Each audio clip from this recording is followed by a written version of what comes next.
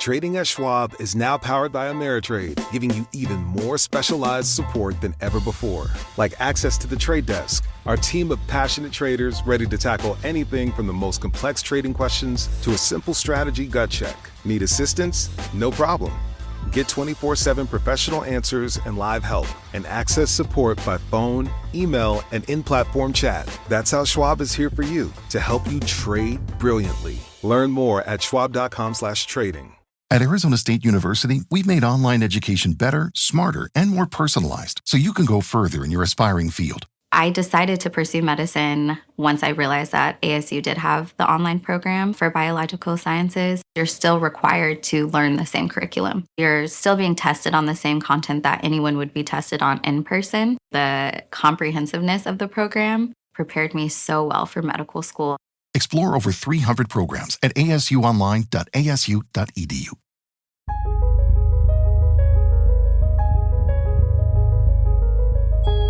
Some crimes are so heartbreaking or shocking, they change laws, change society, or even earn the label crime of the century. But the stories that made headlines in decades past aren't necessarily remembered today. I'm Amber Hunt, a journalist and author, and in each episode of this show, I'll examine a case that's maybe lesser known today, but was huge when it happened. This is Crimes of the Centuries.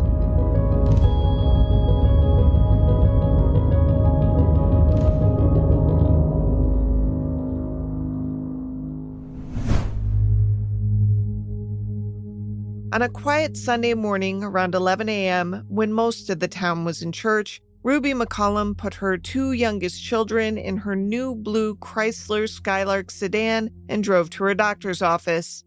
Dr. Clifford Leroy Adams was the head doc in a town of about 4,000, and given that parts of town were traditionally a bit rowdy on Saturday nights, he would open his office on Sunday morning to bandage up the damage.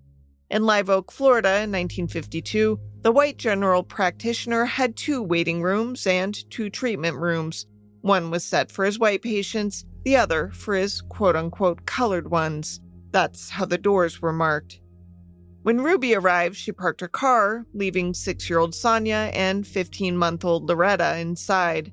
Someone would remark more recently that in these days and times, she could have been arrested for that thoughtless abandonment, as it was a hot August morning in the humid, subtropical North Florida town. But no matter, this would not take long. Ruby, with 19 $100 bills in her purse, entered the waiting room labeled colored and seemed to be pacing back and forth to see if the doctor was alone. 3 women were in chairs outside the exam rooms. Here's the testimony of Carrie Daly, who was waiting when Ruby got there.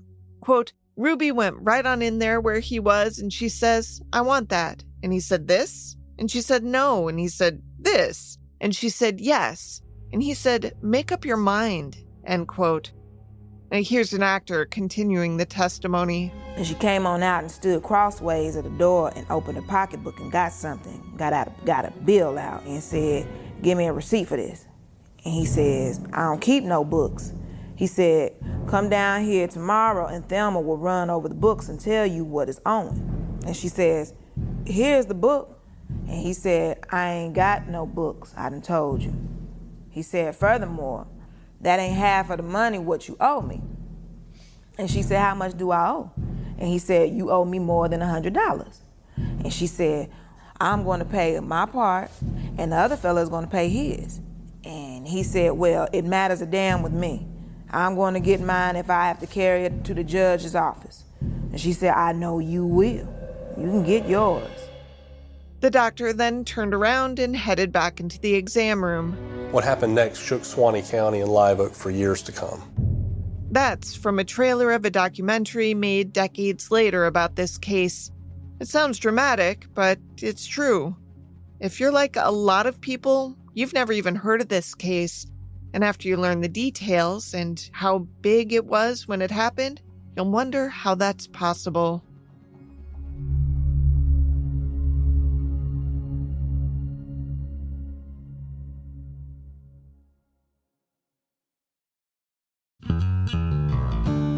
Crimes of the Centuries is sponsored by Galatea by Inkit.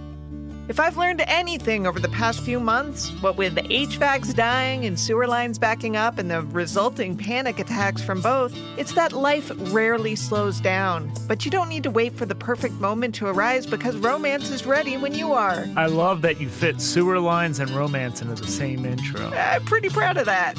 Whether it's a quick escape or an all-night binge, Galatea puts steamy, swoon-worthy stories right at your fingertips. Galatea is a reading app where anyone craving a little me time can dive into a library of romance stories that leave you feeling recharged and fulfilled. They have over 1,000 bestsellers to choose from. Galatea is home to original series and standalone stories with an exclusive catalog of best-selling authors with new chapters dropping daily, so there's always something new to explore. Over 30 million people have fallen in love with reading on Galatea. Join now to indulge in stories that make you feel like yourself again. That'll curb the doom scrolling. Exactly. Right now, Galatea is offering our listeners an extra 25% off on top of an already irresistibly affordable subscription when you go to galatea.com/COTC. That's GALATEA.com/COTC to indulge in unlimited stories for even less. Galatea.com/COTC.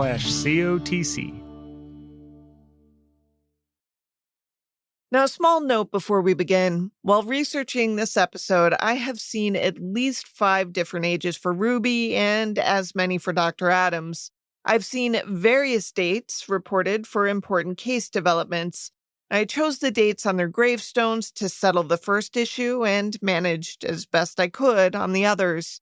I'm not the only researcher to have this problem. Even author Tammy Evans, who has written extensively on the case, had the same problem.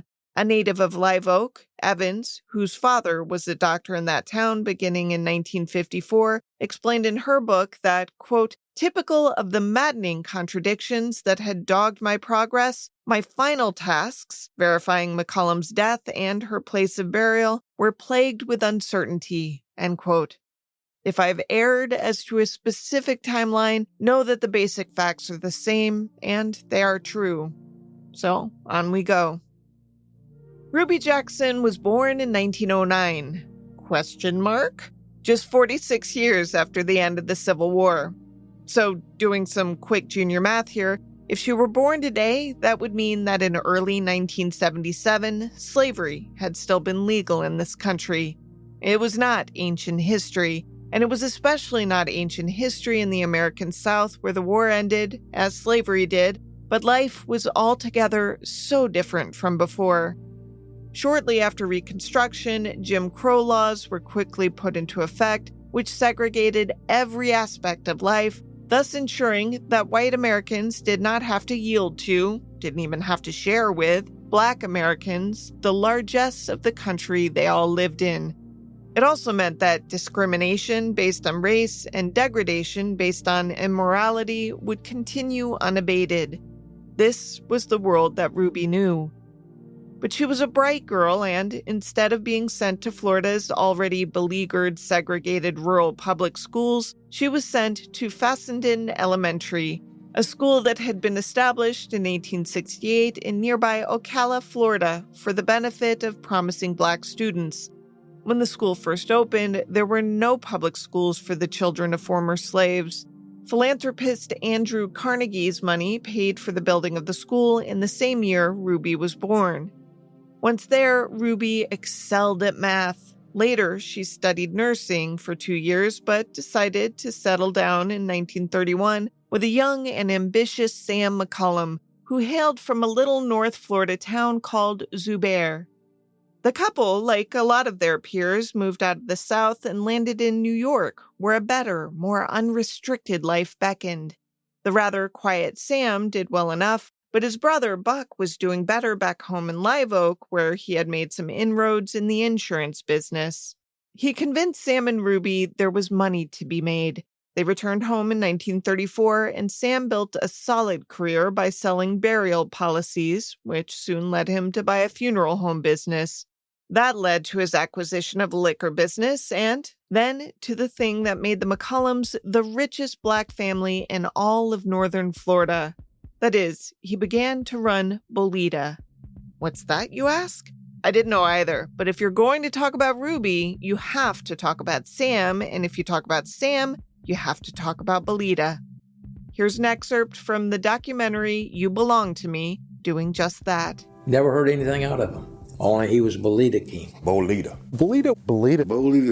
Sam was known as the Belita King for this area. Belita literally means little ball, and its earliest incarnation, it was very similar to the way the lottery is run. People would bet on which number would be chosen. Belita was extremely popular all across Florida. And individual kingpins, they could be making a couple $100,000 a year at that time just from the Belita rackets. And we can trace many fortunes in the state of Florida, many respectable fortunes, back to Bolita. It was an illegal numbers game that was played openly in Live Oak. Men went door to door to collect your numbers on a daily basis because every manner of law enforcement or city official was paid off handsomely not to notice. It was so lucrative and so necessary to the smooth running of Live Oak commerce that the white power structure, men like Dr. Adams, had regular dealings with the McCollums. There are even more than a few who remember that the families dined together, socializing as if there were no color barrier. Money can do that, I guess. And remember, it was a small town. Customs were fluid-ish. Sam spent a lot of time away from their relatively palatial Live Oak home, a 9-room, 2-story, well-appointed brick house that stood out in the town's segregated black section of shotgun houses and shanties. The house was a source of envy and aspiration, as were Sam and Ruby and their children. But something changed in 1948. That's when Ruby sought the medical attention of Dr. C. Leroy Adams. In the documentary You Belong to Me, which focused on her case, actors read some of the court testimony elicited from Ruby. Since that time, have you been more or less continuously under his care as a physician? Well, slightly, in a way, and then in a way I wasn't. I discontinued going to him too very often after I found out what it was all about. Let me be blunt. What he was all about was rape. It was in my home in 1948, the first time I ever had any sexual relations with Dr. Adams. And he came back out there next morning about 9:30 and took me upstairs and laid me down on the bed and began the intercourse. And when it was finished, he left. And he said, I will be back some other time. And he said, I'm not afraid, and I don't want you to be afraid of it. No one is going to bother me. That is a definite. I told him okay, and that made me begin to be afraid of him. This is how it was in a lot of America in the middle of the last century, which was honestly not that different from when plantation owners regularly took whatever pleasures they wanted from anyone of color they deemed their property. Nate Jacobs, co-creator of the Ruby the Musical, said that the practice was commonplace. Back in even slavery days, white men would take the wives out of their homes and do whatever they want, and the husbands could do very little because it would threaten a lot with their livelihood. The evidence of the rape was, of course, obvious, as many children of enslaved black women were light-skinned, fair-haired, and, on occasion, blue-eyed, a consequence of the ongoing legacy of rape through generations. But this was 1948, and Ruby McCollum knew that she had no one to tell about Dr. Adams' almost daily calls to her house, usually early in the morning, to take what he figured was owed him. A few things you ought to know about Dr. Adams. He was a large man, 6'2" and about 270 pounds, beefy rather than muscular, but nonetheless imposing. Just 40 when he began to quote-unquote visit Mrs. McCollum, he was considered by both races to be a man who cared about his patients, who often made house calls, even driving a long way out into rural Sewanee County to treat them. He was known to give medical care, sometimes with little expectation of payment, and because he was both a pharmacist and a doctor, he was more like a god in that town than the one everyone worshipped on Sunday. In January 1952, his 22-year-old son and namesake was killed in a one-car collision while he was stationed at an Amarillo, Texas air base. Despite his grief, Dr. Adams had campaigned for and won the Democratic primary to be the next state senator from Suwannee County, a post that had no viable Republican contender. He had his eyes on and a very likely chance of becoming the governor of the state in coming years. He was also a member of the Ku Klux Klan. Like I said before, he welcomed all to come to him for medical care, though he carefully minded his own and the custom of the day to separate the waiting rooms and exam rooms so that one could not contaminate the other. Gross. What he'd decided to begin with Ruby in 1948 was not exactly a secret. Neighbors saw him come calling there most every morning, and they were not confused about why. He was also the father of Ruby's youngest child, Loretta, who had been born a year earlier with light skin and, as she got older, began to look like the good doctor. Scandalous, of course, but never spoken about in polite company. Still, all that continual carrying on led most everyone to call what happened in that woman's bedroom a consensual relationship. Really, consensual. White women in that town who knew her argued that if this was really going on, she hadn't complained, had she? They figured she'd been proud of her special relationship with the big shot in town. She hadn't reported him to the police, had she? She hadn't told her pastor. White men in town held their tongues. They knew. Black men knew, but dared not speak. Black women knew they had no choice. Ruby McCollum was raped. When you have a history of the raping of black women in this country, in the South, the way it was for Ruby McCollum, I don't care what anybody says.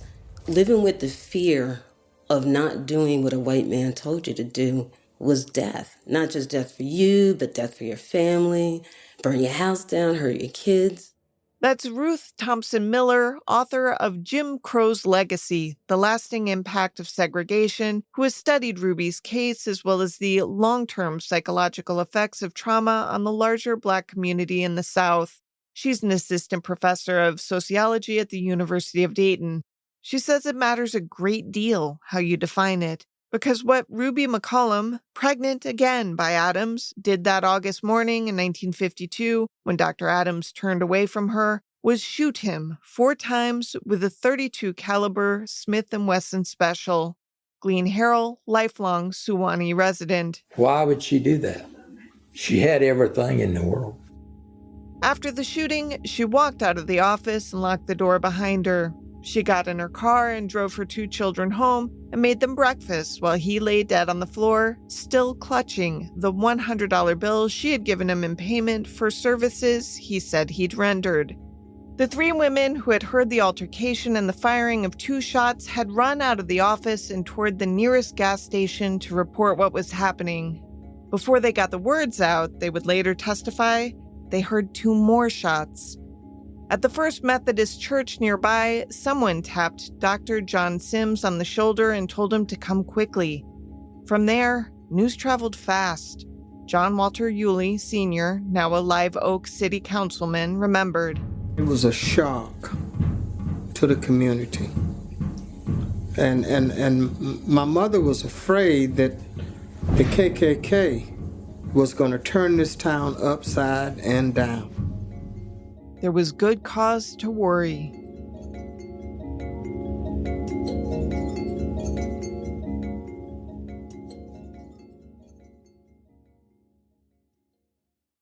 Hi there, this is Steve Fishman from Orbit Media.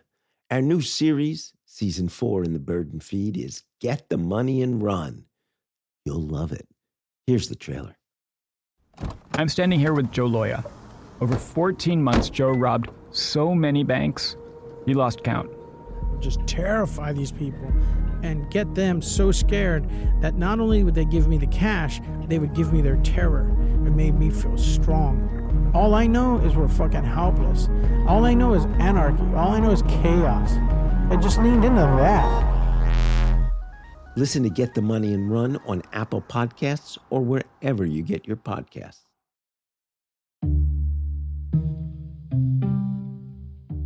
When the police came to arrest Ruby McCollum after Dr. Adams' shooting, she led them upstairs to the bathroom. That's where she had for years paid the cops for looking the other way as her husband conducted his illegal gambling business. They didn't accept her money this time. She appeared stunned and confused. They arrested her and took her to the city jail. In no time, some 75 white men arrived at the jail, as had almost 24 state troopers. A town that had survived a good long while in some agreed-upon unwritten contract of racial harmony was about to get torn apart. State Attorney A.K. Keith Black, who would later prosecute Ruby for the murder, was not having it. He told Sheriff Sim Howell and Highway Patrolman Frank Milliken to get Ruby to safety. This was no mere pleasantry. According to historian Tamika Bradley Hobbs, author of Democracy Abroad, Lynching at Home, Racial Violence in Florida, between 1900 and 1930, the Sunshine State had the highest per capita rate of lynching in the nation. State Attorney Black's caution proved necessary, as later, stories were told of how one car chased the cop car carrying Ruby 57 miles to the gates of Rayford State Prison. Prosecutor Black, who was also in the car, told the police that if the chase vehicle came alongside them, they had permission to shoot the other car's tires out. It's worth noting that 20 patrol cars, with 2 state troopers per car, had followed the car carrying Ruby to safety. The family of Dr. Adams issued a plea asking that no harm come to the Black community, which was now sure that torches were already being lit across town. It was a long night, but the peace held. Sam McCollum was out in the country when his wife plugged the town doctor 4 times, though someone thought to go get him. He raced home that very afternoon, took a suitcase, and filled it with $85,000 in cash, or what amounted to more than $1 million in buying power today. He grabbed his children and headed out of town. The next day, word came that Sam McCollum had gotten his children to his mother's house in Zubair, hid the suitcase in a barn, then laid down to rest and died of a heart attack.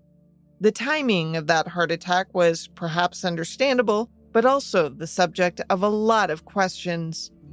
Suwannee County historian Eric Musgrove tried to put it in perspective. He had known heart trouble, and if I were to hear that my wife has just murdered the most prominent white man in town and I was a black person who was running an illegal numbers game, partially protected by this doctor and others, I think I would have had a heart attack too.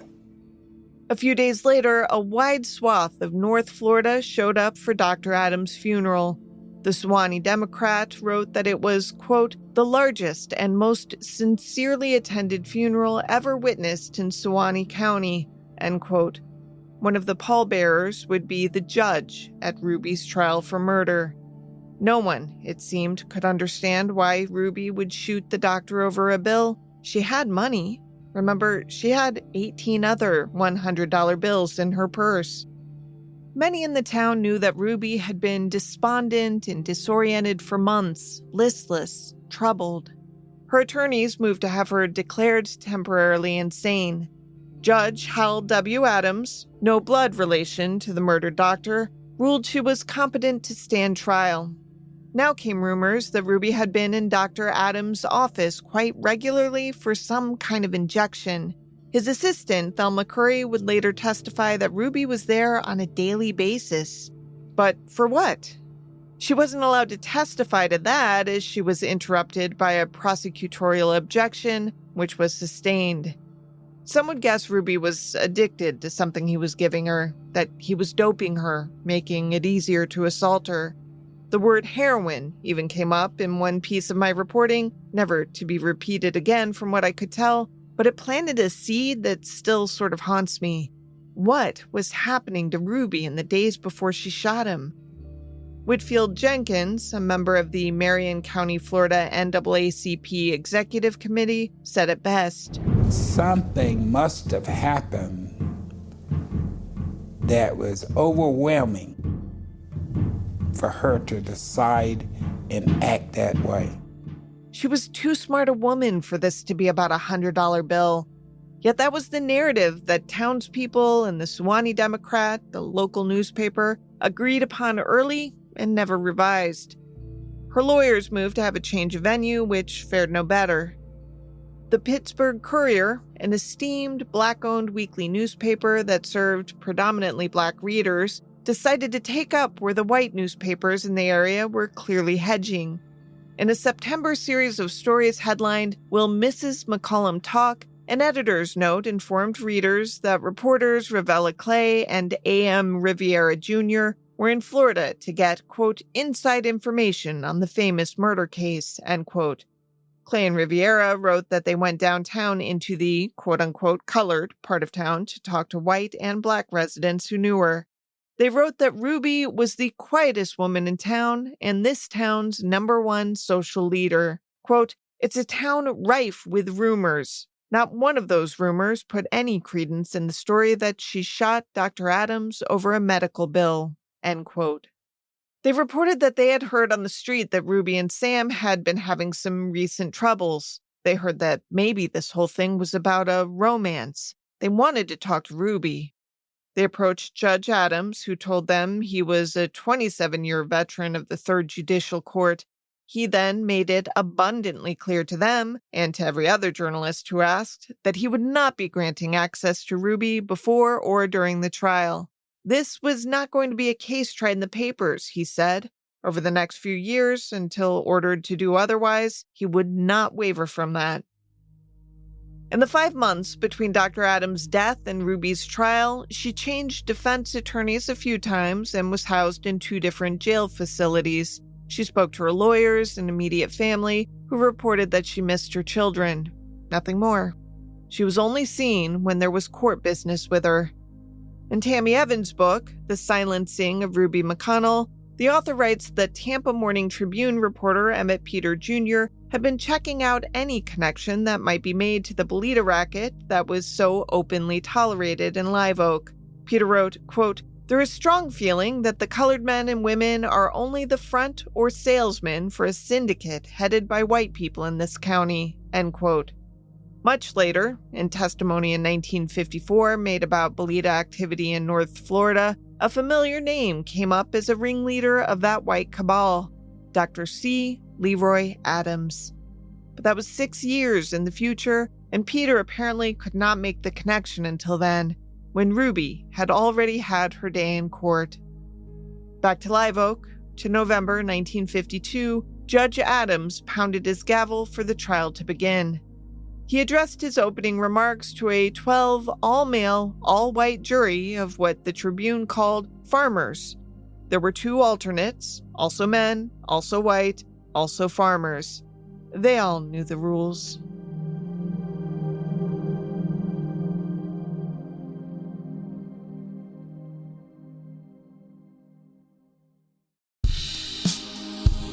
Crimes of the Centuries is part of Grab Bag Collab.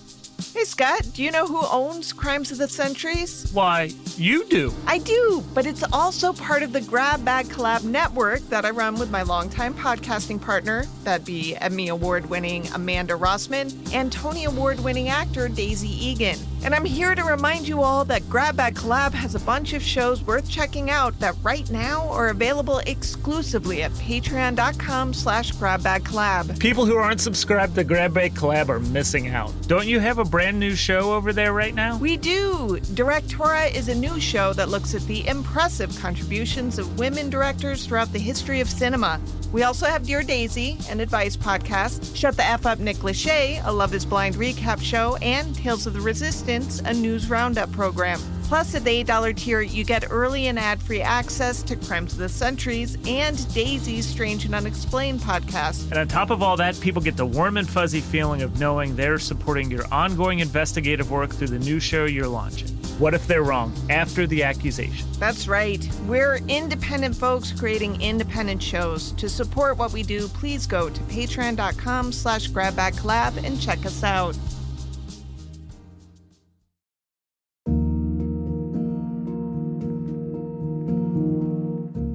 The Pittsburgh Courier decided they needed star power to report on the trial, so they hired author Zora Neale Hurston for the job.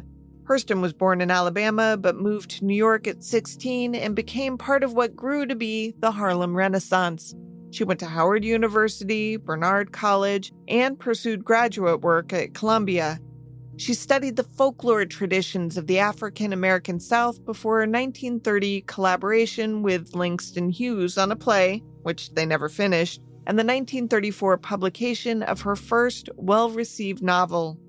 You might be familiar with her 1937 novel, Their Eyes Were Watching God, a work that is considered a significant contribution to Black as well as women's literature. It's based in Florida. That was followed by some anthropological work, more novels, varied writings, and a literary reputation that few Black women of her era can claim. By 1952, though, she needed funds and took up the Courier's offer. The paper at that time had a respected and wide-reaching voice, with as many as 14 editions circulated nationwide. Let's just say they knew what they were getting, as she never minced her words. And she wrote this passage, which appears in Their Eyes Were Watching God. Be advised she uses the N-word twice in this excerpt. Normally I'd bleep, but this is a piece of seminal literature. Honey, the white man is the ruler of everything as far as I've been able to find out. Maybe it's someplace way off in the ocean where the Black man is in power. But we don't know nothing but what we see. So the white man throw down the load and tell the nigger man to pick it up. He pick it up because he have to, but he don't tote it. He hand it to his woman folks. The nigger woman is the mule of the world so far as I can see. Like her press colleagues before her, Hurston was told she could not speak to the defendant or her attorneys. It didn't matter that she was a literary light. When the trial began, Judge Adams went a step further. He barred the press from the courtroom. Hurston paid no mind. She simply took her notebook into the segregated balcony and took notes from there. She crafted that into a multi-part series for the paper, The Life Story of Ruby McCollum. She wrote about more than just the news of the day. In a Yale Divinity School lecture, American theologian and ethicist Katie G. Cannon spoke to Hurston's reporting at this time. Hurston exposed insidious assumptions that reinforce inequalities between women and men due to the ethos, the pathos, and the theos of white supremacy. Racialized sexism can be found throughout the details of Hurston's narrative. She would provide her newspaper's readers with much detail that wasn't included in white newspapers. They would, for example, read the testimony given by the defendant about the almost daily sexual assaults that she endured for 4 years. They would read that Ruby had been given some drugs at Rayford that forced the miscarriage of her 5th child. They would learn that Ruby's attorneys had placed daughter Loretta in the upper balcony of the courtroom and directed the jury's attention to her. That a relative held Loretta up so that all could see she was biracial. That Judge Adams quickly instructed the jury not to look, though some already had. Throughout the trial, Judge Adams had very little patience with the defense. Scholars later would count the number of times the defense counsel objected, there were 49, against the number sustained, that was 8. Lady Trinette Wilson in the Royal Black and Elite podcast cites the number of defense objections throughout the entire trial at 380. Jacksonville attorney Frank Cannon, her lead counsel by this time, wanted the truth out there. By the way, Frank Cannon was not unfamiliar with Dr. Adams. Here's one of his daughters, Josie Doty, explaining. Doc Adams was Grandma's doctor, and she thought he absolutely hung the moon. She could not imagine how in the world he could even think of defending somebody that had shot her doctor. Yeah, so Frank Cannon's mother was Doc Adams' patient. Like I said, small town. Anyway, Cannon led Ruby into talking about her first encounter with Dr. Adams in her home. She was allowed to tell the jury that Loretta was his child. Hurston wrote, quote, "Yet 38 times Frank Cannon attempted to proceed from this point. 38 times he attempted to create the opportunity for Ruby to tell her whole story and thus explain what were her motives. 38 times the state objected, and 38 times Judge Adams sustained these objections," end quote. The Suwannee Democrat didn't print any of Ruby's testimony about the doctor's regular sexual assaults. White readers, following the Associated Press's acceptance of the Democrats' reporting, got the sanitized medical bill dispute story. White readers also learned that Ruby had not reacted when her guilty verdict was announced on December 13th. It was a first-degree verdict that carried with it an automatic death sentence. Reported the Democrat, she, quote, sat listlessly and looked vacantly at the ceiling, end quote. She would await electrocution, and while she would have been the only woman technically on Florida's death row, she remained housed in the county jail. Hurston went home and pondered what to do with everything she had inferred or suspected from what she had seen but couldn't confirm, and thus couldn't put in her weekly coverage of the trial. Clearly frustrated by the blanket of reticence that enveloped the people of Live Oak, she wrote that the real events of that day occurred, quote, on the other side of silence, behind a curtain of secrecy, end quote. But she'd been listening as other women talked. In the spring of 1953, Hurston wrote another series of stories about the case for the Pittsburgh Courier. In it, she made it appear as if Ruby had spoken with her at length. She hadn't. Journalistically, this is a very bad thing. She was summarily fired. But she wouldn't let go of Ruby McCollum's case.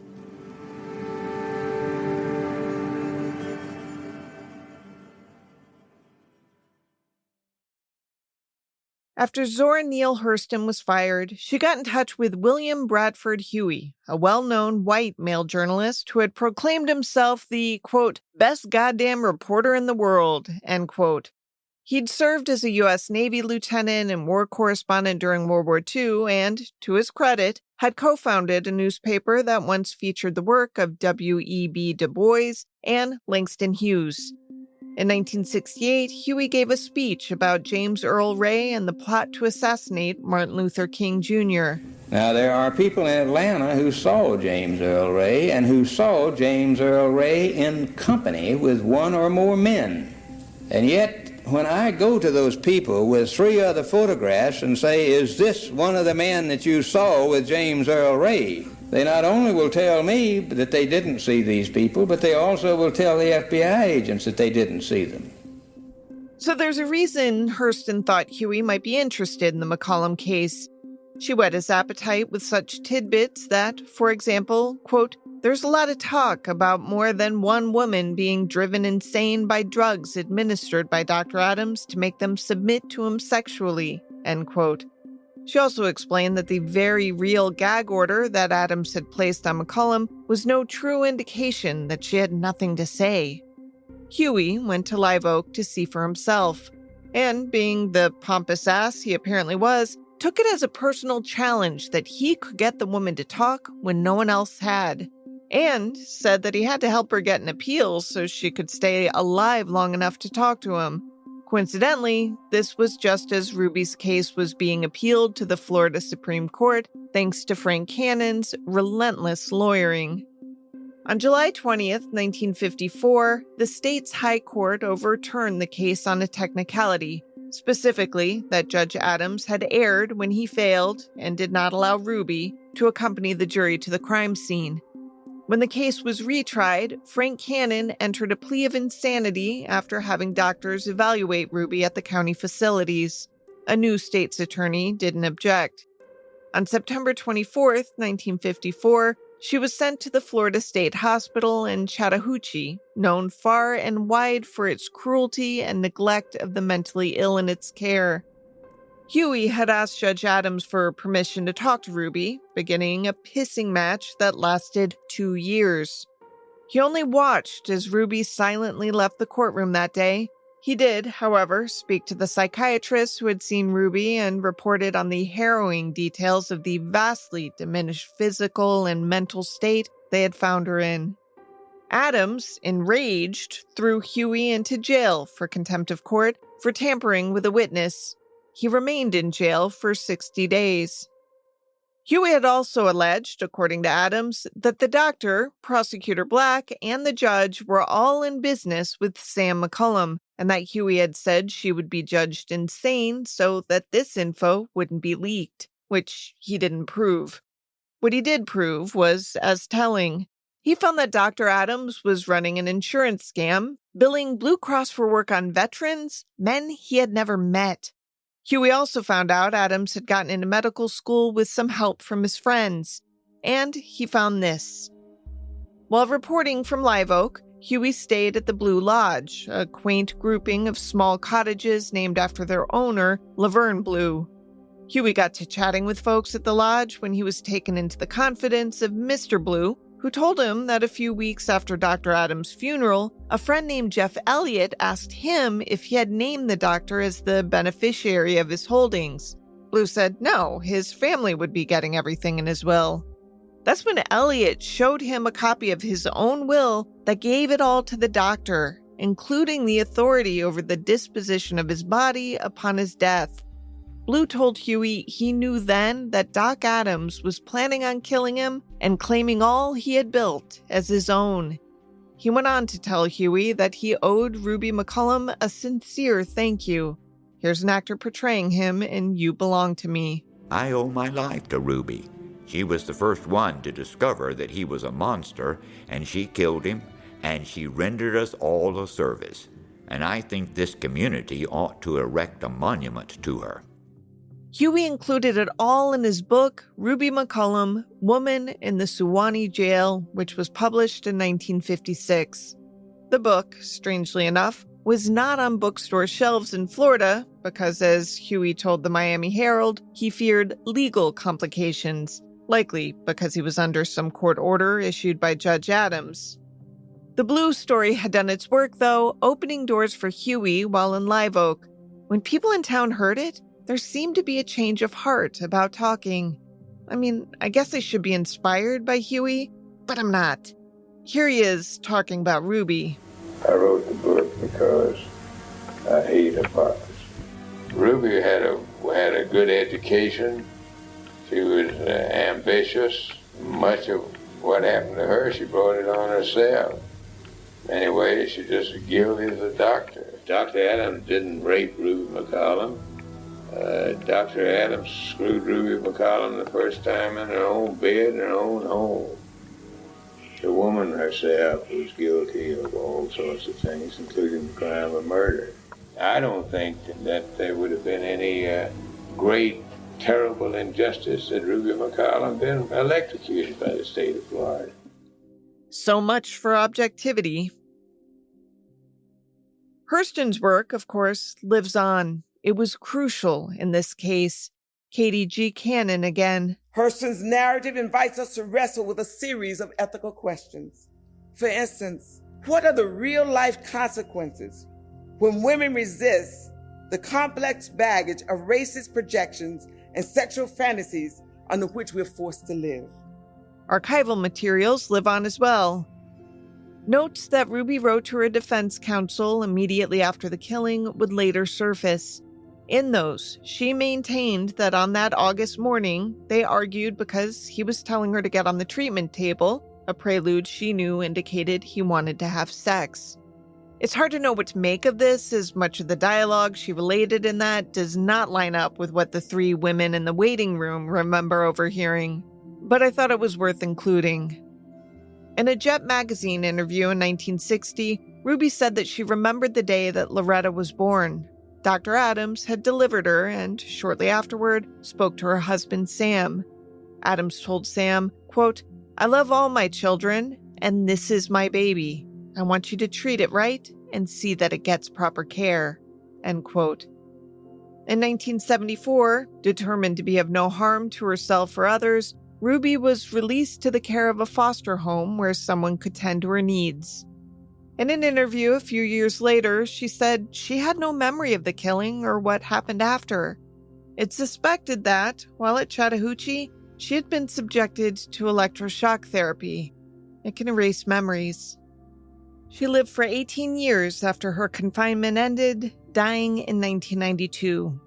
The matter of what happened to the $200,000 McCollum family fortune, something equivalent to $2.3 million today, is unknown. Sam's brother Buck was known to have paid all of Ruby's legal bills.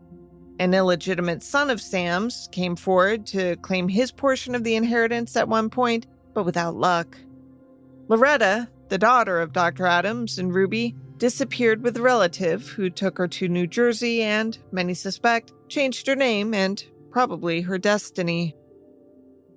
In a 2017 Medium magazine story, Nina Renata Aaron put a fine point on what the McCollum murder case would come to mean post-1952.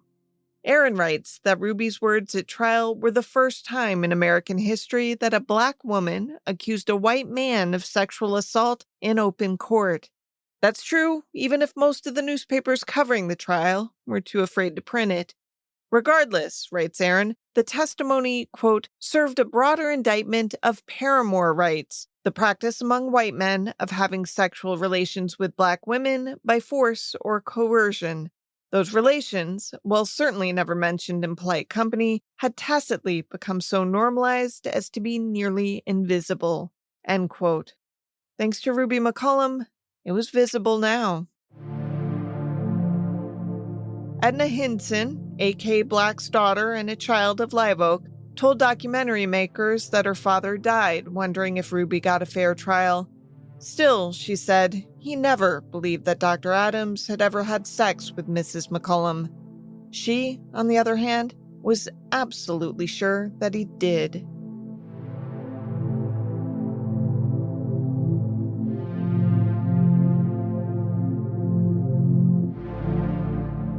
To research this episode, journalist Amy Wilson read Tammy Evans' The Silencing of Ruby McCollum. She also read Zora Neale Hurston's work from the trial, as well as the pre-reporting done from the scene by Ravella Clay and A.M. Riviera Jr. She watched John Cork's You Belong to Me, Sex, Race, and Murder in the South, and listened to a handful of podcasts and lectures about the case.